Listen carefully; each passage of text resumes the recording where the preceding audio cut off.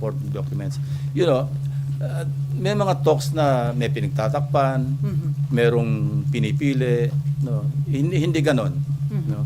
Maski sa pag nag-resume ng hearings, walang magbabago doon sa naunang direction ko noon bilang chairman, na where the evidence leads us, we'll go there.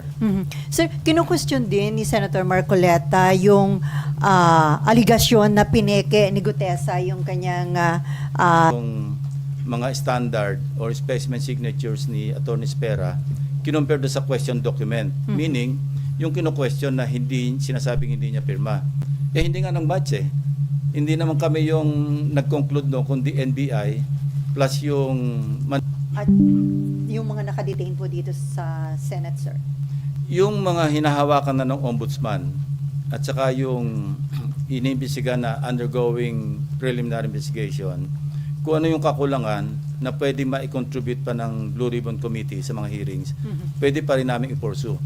Pero kung repetitive na at naipadala na, kasi I remember no, when I gave plus drives no, kay Secretary Vince Dizon, ito yung pinanggalingan nito, yung dalawa kong privilege speeches.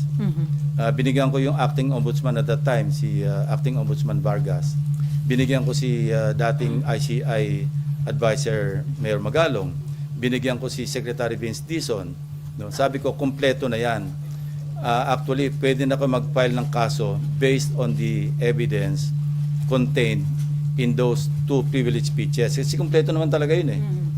Videos, documents, yung mga falsified documents, yung pagkasingil, nagbayad, lahat nandoon naman na. So, I'd like to think na nakatulong yon. Kaya nakapag naka-ready na sila mag-conduct ng preliminary investigation. Katunayan, Bulacan saka Oriental Mindoro nga yung inuna nila, di ba? So, but we're not stopping at Bulacan and Oriental Mindoro. Kasi pasok ng pasok lahat yung mga information. Kayo mismo sa media, di ba? Ang dami nyo na nakakalap na ebidensya because people have become conscious at saka talaga naging kaya natin para talaga masustain yung effort ng government to really get to the bottom of all these issues, all these anomalies, at para mapanagot talaga yung dapat managot. Otherwise, kailan naman ulit ito? After 5 years? After 10 years? So, walang katapusan. It has become a vicious cycle. So, yun. We're there right now and we intend to continue. So, yung iba na nakapag-testify, kung repetitive lang din, hindi na po paharapin? Yeah, pwedeng hindi na paharapin. At kung pwedeng naandyan sila, pero kung ang sasabihin nila, nasabi na nila, what for? Parang ano lang yun, redundant na. Si Senator Erwin Tulfo, yung Vice Chairman ng Blue Ribbon Committee, nirequest na po ba niya na i-issuehan ng subpoena duces tecum yung ledger na mag-asawang Diskaya? We intend to issue subpoena duces tecum kina Mr. and Mrs. Diskaya para malinaw yung kanyang tinestify na may mga 17 congressmen na nakatanggap ng mga kickback. Importante yon kasi matatahi talaga at mapapalakas yung ebidensya doon sa kanyang tinestify. So, dapat ma-invite po ulit mag-asawang Diskaya? Yes, nandiyan naman si Curly eh. Imbitahin din namin si Mrs. Diskaya at kung ano yung kanilang mai-contribute pa no, patungo doon sa kanilang nauna ng sinabi na may mga congressmen na involved. So sir, itong investigation sa flood control anomaly, sa tingin nyo magtatagal pa o ilang hearing na lang po ito? Well, I think pwede nang i-wrap up at least yung flood control projects, yung GOS at saka substandard. Then we can segue to other the last time we met with the SP and I think Senator Kiko and Senator Bam.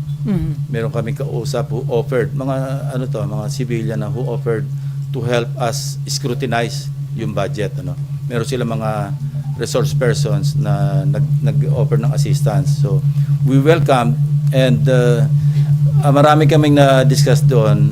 Number one, alisin talaga namin yung unprogrammed fund ang program appropriations, matitira lang yung sa foreign assisted. Of course, yung sa special purpose, yung contingent, yung mga quick reaction, fund. Hindi naman pwedeng alisin yon kasi paano kung mayroong calamity.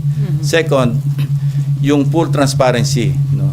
Na-discuss na namin ito and we agreed, no, with the Senate President, Senator Gatchalian, na hanggang sa BICAM, fully transparent. Hindi pa lang niya raw na figure out how to go about it. But ang initial step is hindi na pa pwedeng merong alien na papasok do sa disagreeing provisions. We will limit for easier monitoring pati, no? We'll just limit ourselves to putting up a matrix o kaya just juxtapose lang yung House version against the Senate version, and we will confine or limit ourselves to synchronize, no,